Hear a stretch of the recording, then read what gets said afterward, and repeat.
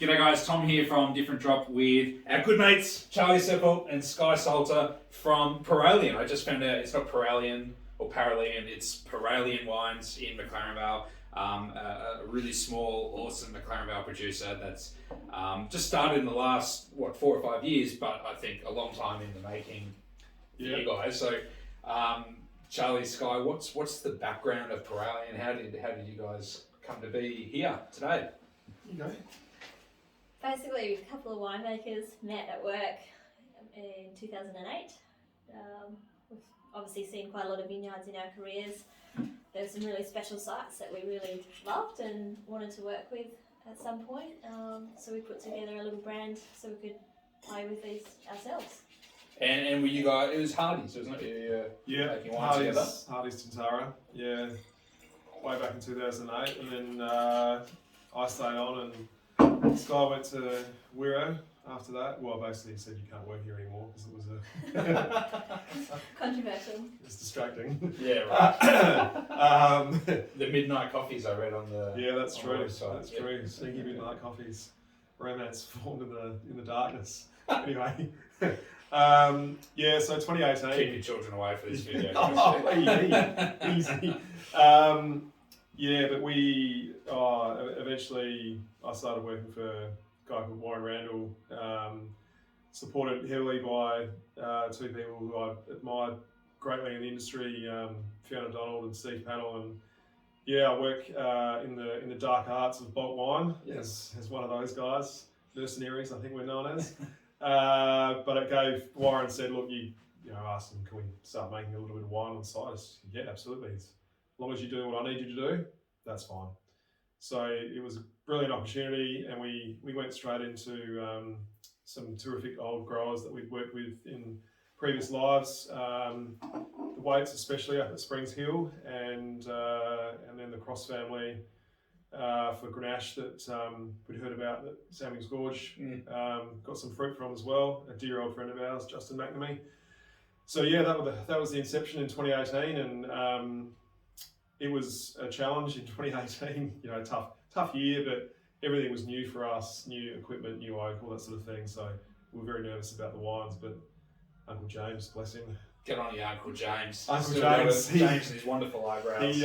He endorsed and supported the wines beautifully, and it was a great thrill. They sold out dramatically fast, and then 19 came along, and we were able to imbibe in one of our great loves in Chardonnay. So, which is what we have, guys here. So, because Paralian, in my fluent ancient Greek, I believe means like home by the sea or something like that. So we have a wine that's not anywhere near the sea.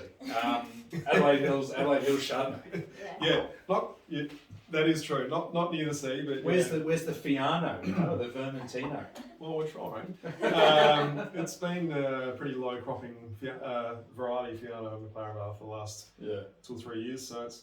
Oh, we'll watch this space. But this Chardonnay's a belter. We love this. Tough to get your hands on. The amount of Chardonnay we drink at home, we needed to give back give back to the wine community and put some supply back in. Yeah, and we love. We're not shy about it. We like Chardonnay with flavour, and it's well known that the Piccadilly is probably tighter and finer example in the hills, and lots of terrific producers making lovely wines out of there. But we were looking into what I jokingly call Flavour Town, and that's Kenton Valley for us. So we're very fortunate to get this fruit off the Bower Ridge Vineyard, and clones 96 mainly, and then we sometimes get some 76 in there as well.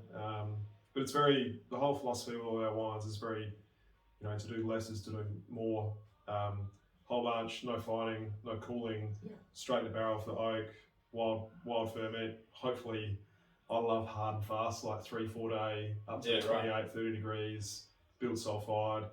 Usually it goes dry, within that week, and it's just a great result. Wild ferments that go dry, bingo. And a little bit of new oak, obviously being worked in through the wine too, and some Malay. So, like for me with this wine, it's very like easy feeling Chardonnay. Like it doesn't, the acidity and the oak and everything is really beautifully integrated. Like it feels, even as a young wine, it feels like quite complete, which is cool. Yeah, partial Malay. We assess the acidity every year and decide, do we let it rip? I think the the previous year we didn't have much choice. It went through Malo and primary within 2 weeks, so that wasn't really something we planned on, but it worked beautifully. But the 22 has just got a little partial amount, and we keep it on lees, delay sulfuring, all sorts of things, just to build a lot more complexity and interest in the wine. Yeah, it is interesting. I think like Adelaide Hills is obviously a great place for Chardonnay, but like I think some of the wines can be almost a little one-dimensional, but that's got so much going on. Flavour. Flavour Town. Speaking of which, so probably my favourite wine of the lineup is Grenache. Yeah, so this is a block planted in 1960. It's single wire trellised in that beautiful inland Nazlin sand, like the old inland beach deposits. Although they call it Holocene sand, so it depends on like it could be, I think 15 million years old or 15,000 years old. I don't know, depending on what part of the map you believe.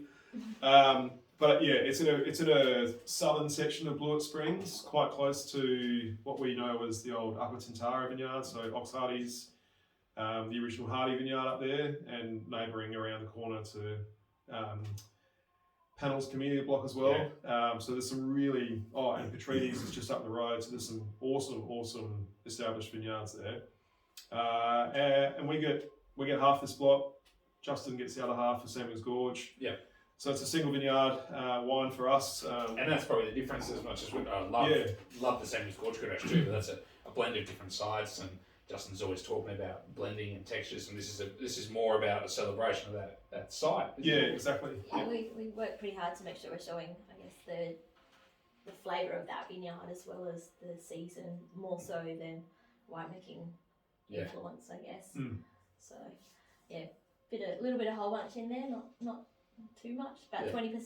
So we use that obviously for the really lovely aromatics, but for us we think it's more important to use that whole bunch component for the stalk tannin and the structure. And I think that's the feature of this wine. Like it's quite like obviously McLaren Vale Grenache, which is a good thing, but the tannin is so good and so like fine and integrated and just a lot of chewy extra and length delicious. as well. Tannin is life, Tom. Tannin is life. I Tannin is know. life. What do you guys reckon? A t-shirt? Tannin is life. I think it could be a collab. But it's true though. I mean, you for so long Grenache has been. More recently, it's certainly hitting its straps, and there's a lot of terrific noise around it, which it deserves. But historically, it was it's cropped up, it was picked late, it was co-fermented with Shiraz, and they were these big sort of heavy, boozy sort of styles of wine. Now people are doing better things viticulturally. Yeah. So pruning to one buds, that sort of thing, lowering crops. And having more open canopies, etc. And there's just better care and attention to the product overall. No new oak or different vessels for maturation. I mean, we spent a long time trying to get the right vessel, and we're very fortunate to get a large Foudre second-hand one from some dear friends in New South Wales in the Hunter.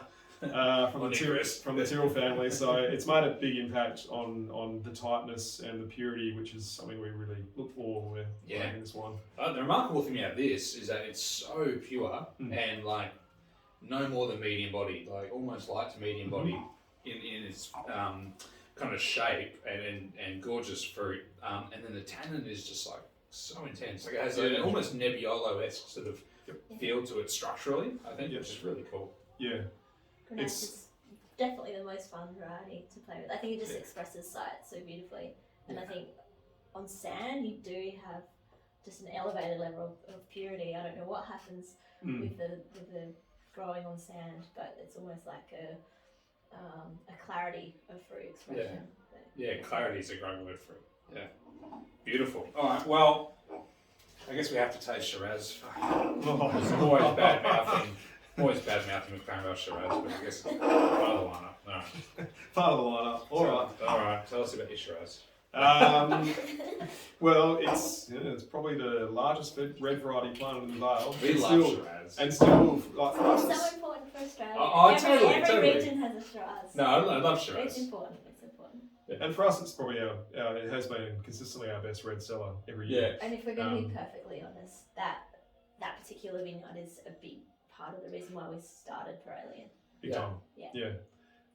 So it's a 1997 or 99. I think it's 97 planted. 98, right. So the vineyard's Blewett Springs. Yep. Whereabouts?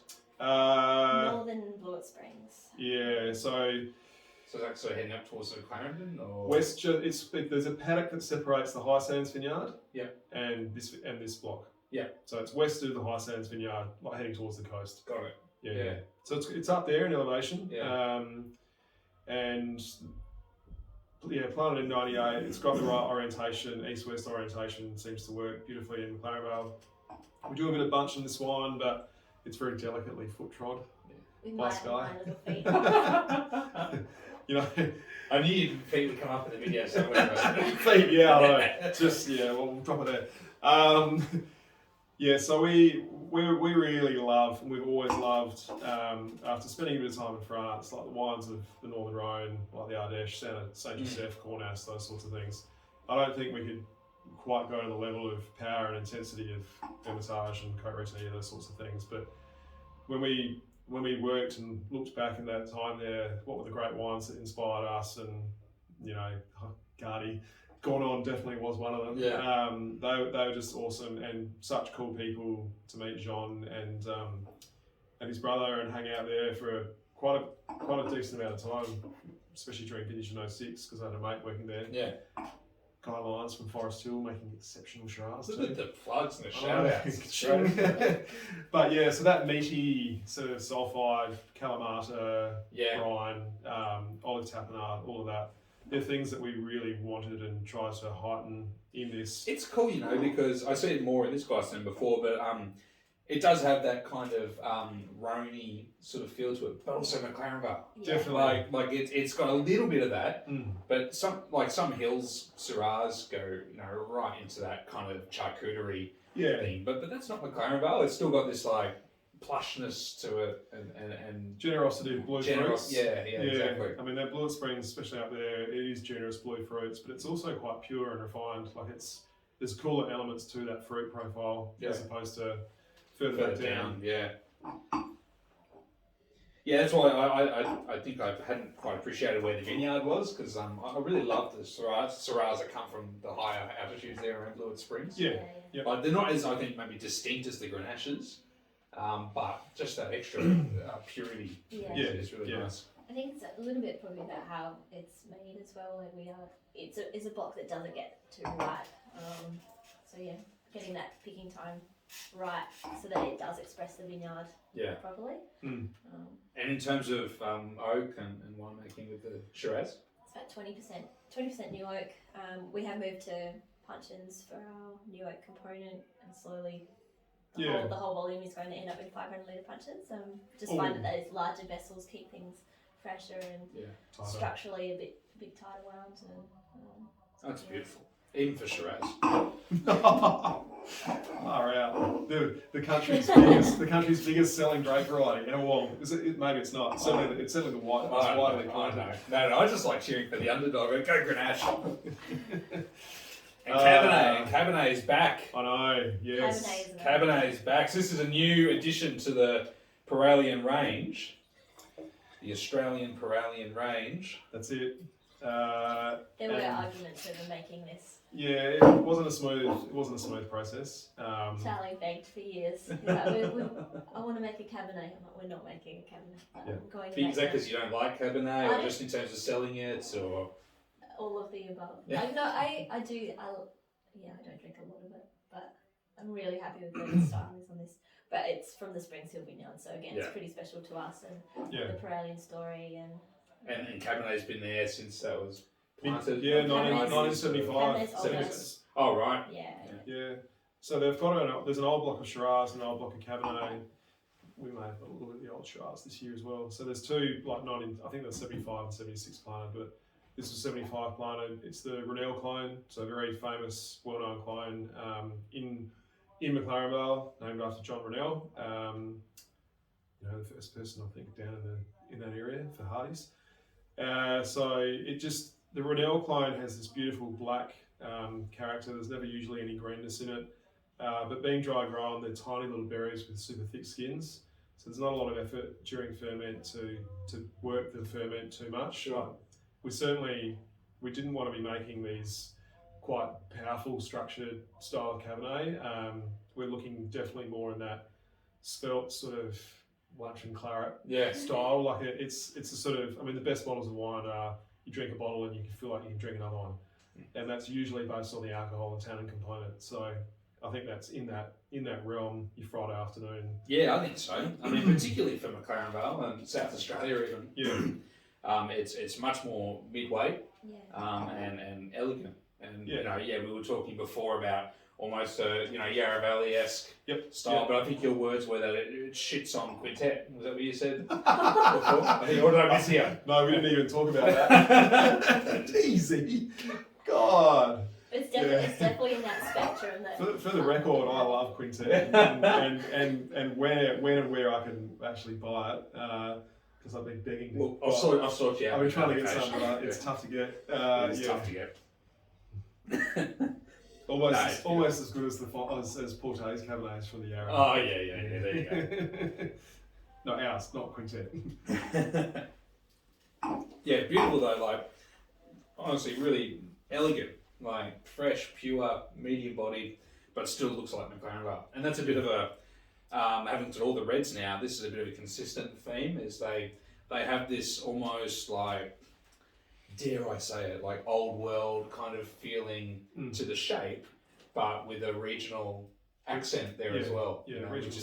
Yeah, which is really cool. And it's a unbelievable lineup of wines. We love them, and always wait very excitedly for the Paralian allocation email every year, because they're not made in big numbers.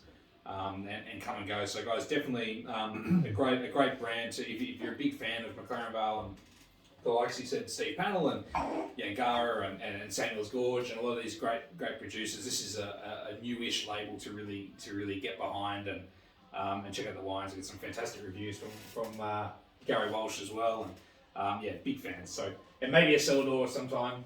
You were saying? Yeah, it'll be a long time off. I think one of us has only just started working on the brand full time, so yeah, it's everyone tells us we've got to make more volume, so I don't know where we're going to get. Well, then just go to the Slope Inn and you'll find them there probably. Yeah. Victory Hotel. Oh, Victory. Definitely the Victory Hotel. Awesome. All right, thanks, guys. Charlie, awesome. Thanks, guys. Cheers.